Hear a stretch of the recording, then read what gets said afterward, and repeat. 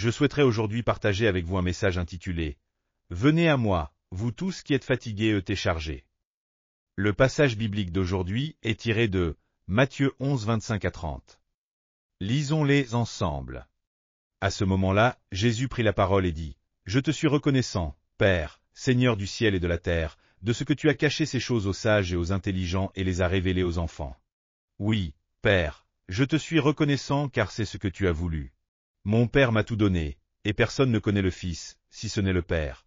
Personne non plus ne connaît le Père, si ce n'est le Fils et celui à qui le Fils veut le révéler. Venez à moi, vous tous qui êtes fatigués et courbés sous un fardeau, et je vous donnerai du repos. Acceptez mes exigences et laissez-vous instruire par moi, car je suis doux et humble de cœur, et vous trouverez le repos pour votre âme. En effet, mes exigences sont bonnes et mon fardeau léger. Aujourd'hui, en observant le monde entier, nous constatons que deux idéologies dominent notre existence. Il s'agit de la démocratie libérale et du communisme. Cependant, quel que soit le joug idéologique que les gens portent, ils ne peuvent échapper à la fatigue et au lourd fardeau. Depuis la naissance jusqu'à la mort, toute la vie est un labeur et un fardeau pesant. L'humanité est accablée par un fardeau existentiel et porte un fardeau lourd et laborieux pour survivre. Tout d'abord, partageons sur vous tous qui êtes fatigués et chargés. Toutes les personnes nées sur cette terre vivent en portant un fardeau lourd et laborieux. Dans Job 5,7, il est écrit « L'homme naît pour souffrir, comme les étincelles pour voler vers les hauteurs ».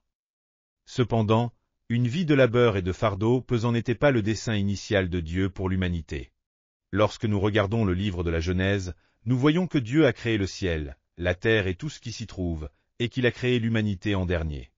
Il désirait que toute la création, y compris les êtres humains, vivent dans le repos et la paix. Vivre dans la souffrance et les épreuves n'était pas la volonté du Père. Pourquoi l'être humain vit-il en portant un fardeau lourd et pesant? C'est à cause du péché.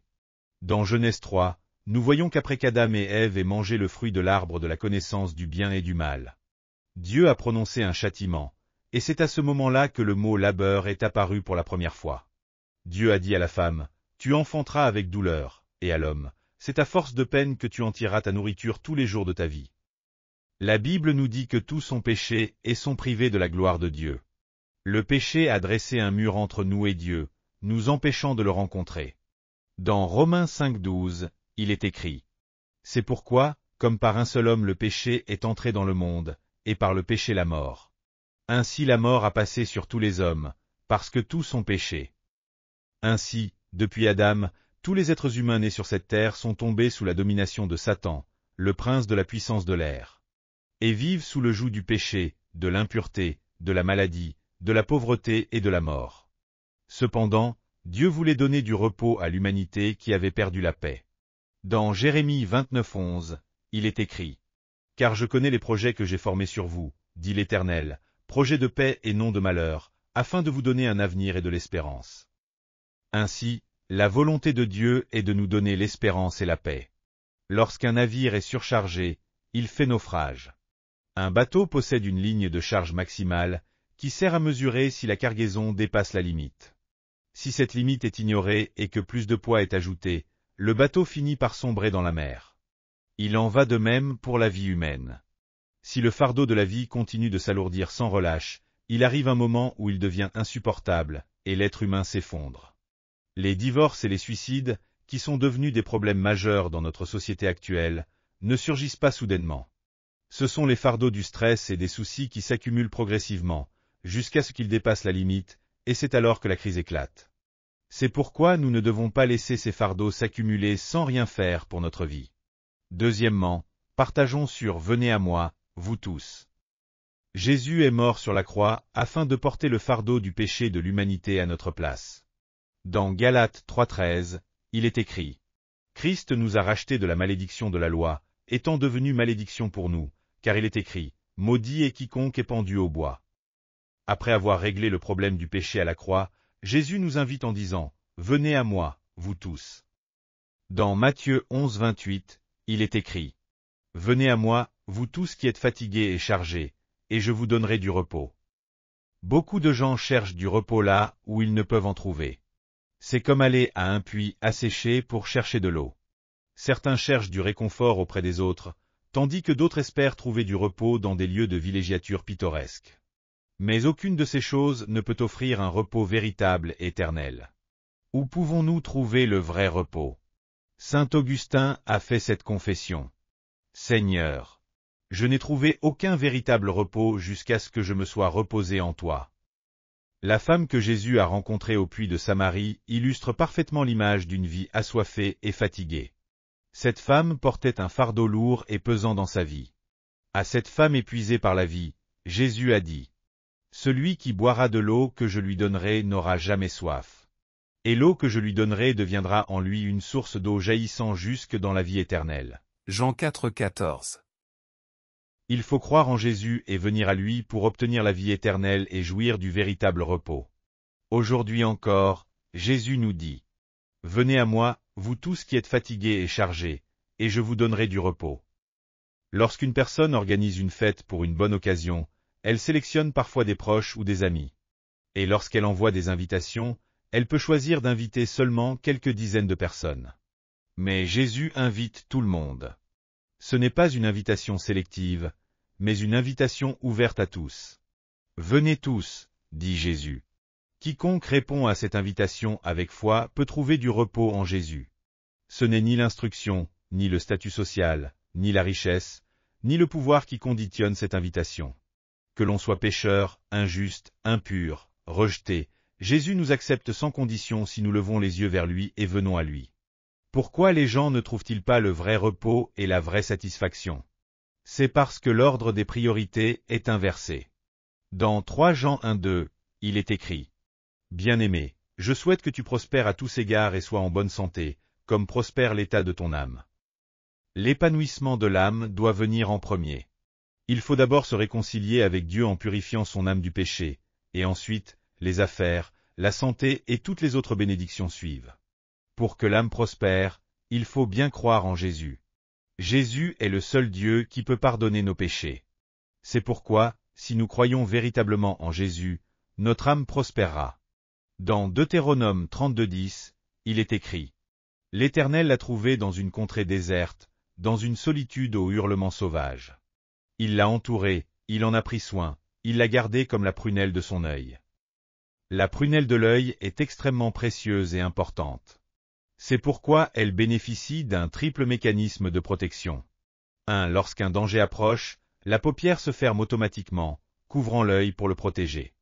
2. Les sourcils et les cils empêchent la poussière et les particules de pénétrer dans l'œil.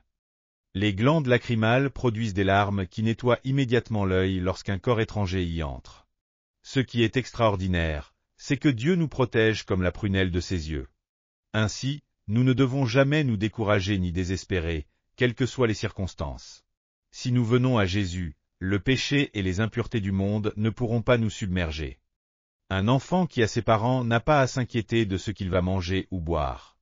Jésus a dit dans Jean 14,18 « Je ne vous laisserai pas orphelins, je viendrai à vous. » De plus, il nous a envoyé le Saint-Esprit pour être avec nous. Il a également promis: « Si vous demandez quelque chose en mon nom, je le ferai. » Jean 14,14. Tout ce que vous demanderez avec foi par la prière, vous le recevrez. Matthieu 21,22. Ainsi, nous pouvons présenter nos besoins en prière à notre Père Céleste. Si nous avons la possibilité de prier, alors nous n'avons aucune raison de désespérer, quelles que soient les circonstances. Par la prière, nous pouvons recevoir tout ce dont nous avons besoin. Troisièmement, partageons sur « Je vous donnerai du repos ». Dans Matthieu 11,29, il est écrit: « Prenez mon joug sur vous et recevez mes instructions, car je suis doux et humble de cœur, et vous trouverez du repos pour vos âmes. » Jésus est le maître de tout l'univers, mais il est aussi un souverain doux et humble. Dans Philippiens 2,6-7, il est écrit: « Lui qui, existant en forme de Dieu, n'a point regardé comme une proie à arracher d'être égal avec Dieu. Mais il s'est dépouillé lui-même, en prenant une forme de serviteur, en devenant semblable aux hommes. Il est venu sous la forme humaine afin de sauver l'humanité. » Certaines personnes vivent en étant leur propre maître. Elles font des plans et agissent selon leurs propres désirs. Cependant, dans Psaume 127,1, il est écrit: « Si l'Éternel ne bâtit la maison, ceux qui la bâtissent travaillent en vain. si l'Éternel ne garde la ville, celui qui la garde veille en vain. Quel que soit l'effort fourni par l'homme, si Dieu n'est pas avec lui, tout son travail devient vain et inutile. En revanche, si nous reconnaissons Dieu comme notre maître, il nous guidera et portera notre fardeau à notre place. Chez les Juifs, lorsqu'un animal de trait porte un joug, on attache un jeune animal sous le même joug que sa mère, afin qu'il apprenne à porter la charge sans en supporter tout le poids. De même, si nous croyons en Jésus, Jésus doux et humble porte à notre place le fardeau de notre vie. Aujourd'hui encore, je dépose mon fardeau sur les épaules de Jésus. Jésus est notre justice. Il a porté tous nos péchés à notre place et nous a donné sa justice. Le psalmiste déclare dans Psaume 68, 19. Béni soit le Seigneur. Jour après jour, il porte notre fardeau, Dieu est notre salut. Si nous remettons notre vie entre les mains du Seigneur, alors il portera notre fardeau jour après jour et marchera avec nous. Dans Psaume 55, 22, il est écrit « Remets ton sort à l'Éternel, et il te soutiendra, il ne laissera jamais chanceler le juste. » Allez-vous rejeter Jésus et décider d'être le maître de votre propre vie, en essayant de tout résoudre par vous-même? Ou bien allez-vous lever les mains en signe d'abandon et demander l'aide de Jésus? Le choix nous appartient. Vais-je vivre en tant que mon propre maître? Ou vais-je accepter Jésus comme mon Seigneur et vivre sous sa direction? C'est notre décision. Si nous portons le joug du monde, nous souffrons, mais si nous prenons le joug de Jésus, nous trouvons le véritable repos et la paix. Depuis le péché d'Adam, tous les hommes portent le fardeau du péché, de la maladie, de la pauvreté, de la malédiction et de la mort. Ils mènent une vie épuisante, sans espoir. Mais nous qui avons accepté Jésus comme notre Seigneur et croyons en lui, le Seigneur ressuscité, nous avons de l'espérance. Ne soyez jamais découragés. Si nous prions Dieu, il nous conduira vers des eaux claires et limpides, vers de verts pâturages, et il nous accordera le véritable repos. Alléluia! Avez-vous reçu beaucoup de grâce à travers la parole? Je vous bénis de tout mon cœur au nom du Seigneur pour que vous soyez de plus en plus armés de la parole de Dieu et remplis du Saint-Esprit, afin que vous meniez une vie victorieuse dans ce monde. Si vous avez aimé cette vidéo, n'oubliez pas de vous abonner à la chaîne, d'activer les notifications et d'appuyer sur le bouton j'aime. Cela nous aide beaucoup à préparer plus de vidéos remplies de grâce. Et aussi laissez vos sujets de prière dans les commentaires, notre équipe priera avec vous devant Dieu. Nous nous retrouverons avec joie dans la prochaine vidéo. Que Dieu vous bénisse grandement.